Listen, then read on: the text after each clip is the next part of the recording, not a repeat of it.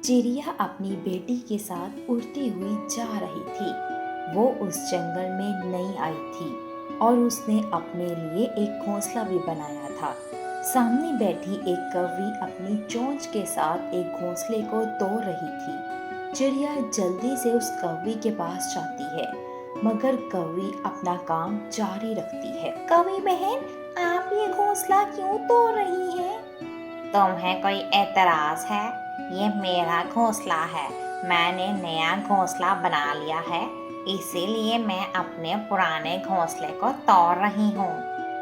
बहन, अगर आप बुरा ना माने तो ये घोंसला आप मुझे दे दें। मैं इस जंगल में नई आई हूँ, मेरे पास घर नहीं है। हम माँ बेटी इस घर की मरम्मत करके इसी में रह लेंगे। चल चल भाग यहाँ से। मैंने बहुत मुश्किल से ये घोंसला बनाया था। अब मैं किसी को ये घर क्यों दूँ? किसी को देने से बेहतर है कि मैं ये घोंसला तोड़ ही दूँ। ये कहते हुए घोड़ी कौवी फिर से अपना घोंसला तोड़ना शुरू कर देती है। फिर चिड़िया और उसकी बेटी नाराज होकर वहां से चली जाती हैं। चिड़िया पहाड़ों के पास पहुंच जाती है। वहां काफी सारी सूखी लकड़ियां भी थीं।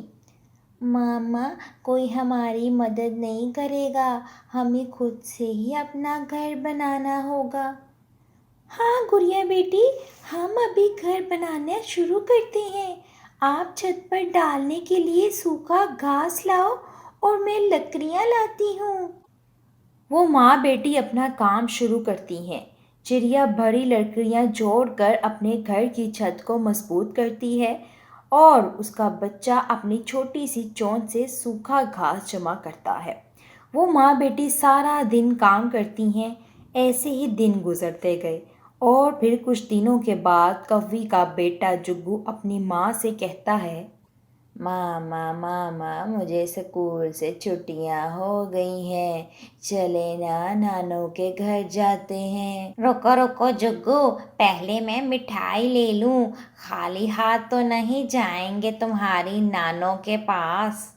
फिर जुग्गू की मामा मिठाई लेने चली जाती है। गोरी कवि कबूतर चाचा की दुकान से मिठाई लेती है। मोटे कबूतर, अच्छी वाली मिठाई देना। मैं अपनी माँ के पास ये मिठाई लेकर जाऊंगी। मेरी मिठाई दूर दूर तक खाई जाती है, तुम फिक्र ना करो। कवि मिठाई लेकर वहां से चली जाती है। शाम होने से पहले पहले गोरी कवि अपने बेटे जुग्गू के साथ घर से निकलती है। मामा मामा, मैं जीत गया। मैं आपसे तेज हो रहा हूँ। आहिस्ता जुग्गू बेटा, हवा चल रही है। जुग्गू की माँ ने इतना ही कहा था कि हवा और तेज हो जाती है और साथ बारिश भी होने लग जाती है। कौवी और उसका बेटा जुग्गू तेज बारिश में फंस जाते हैं। वो दोनों बारिश से बचने के लिए एक पेड़ के नीचे बैठ जाते हैं। मामा मामा, मुझे बहुत ठंड लग रही है। मामा कुछ करें। मैंने तुमसे कहा था कि कल चले जाएंगे, लेकिन तुमने मेरी एक ना मानी। मामा मामा, वो देखें, सामने किसी का घर है। चले हम वहाँ चले जाते हैं। हाँ जुग्गू, वो घर तो किसी ने नया नया ही बनाया है। फिर वो माँ बेटा पहाड़ों के पास उस घर के पहुंच जाते हैं। कवि घर के दरवाजे पर दस्तक देती है। मामा, क्या ये पक्षी हमें अपने घर में रख लेगा? देखते हैं जुग्गू बेटा, मैंने तो कभी किसी के साथ गलत नहीं किया। ना जाने आज हमारे साथ क्या होगा। गोरी फिर से दस्तक देती है। चिड़िया घर से बाहर आती है। चिड़िया को देखते ही गोरी कवि पहचान लेती है। चिड़िया, तुम वो ही हो जो मेरे पास पुराना घोंसला लेने आई थी?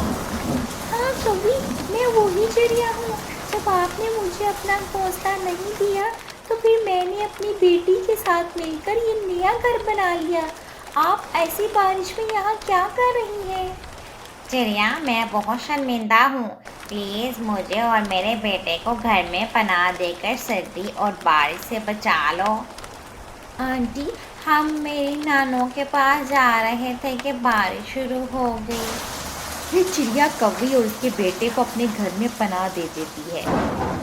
आंटी, किसी को भी कमज़ोर और छोटा नहीं समझना चाहिए, क्योंकि किसी भी वक्त हमें किसी की भी ज़रूरत पड़ सकती है।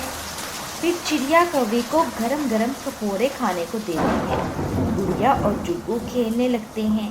प्यारे बच्चों, इस कहानी से हमें ये सबक मिलता है कि मुश्किल वक्त में एक दूसरे का साथ